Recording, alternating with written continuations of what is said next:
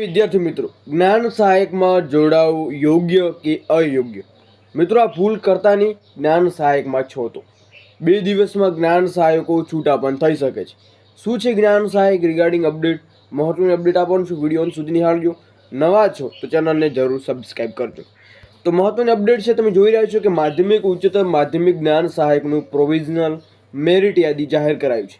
એટલે કે મોસ્ટ ઓફલી બધા જ ઉમેદવારો છે જેઓ કહી રહ્યા હતા કે અમે જ્ઞાન સહાયકમાં ફોર્મ નહીં ભર્યું, પરંતુ મોસ્ટ ઓફલી મિત્રો 10માંથી 8 જણાએ જ્ઞાન સહાયકમાં ફોર્મ ભરેલું છે.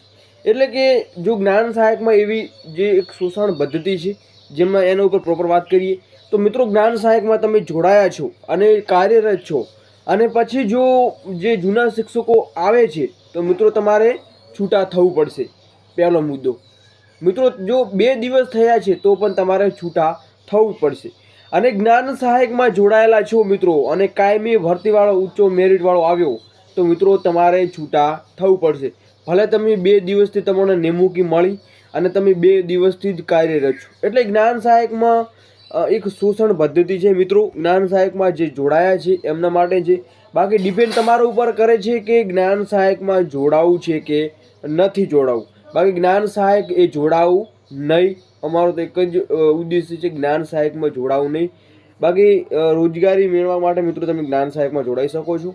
અને બીજું તો અપડેટ છે એ નેક્સ્ટ વિડીયોમાં આપવામાં આવશે.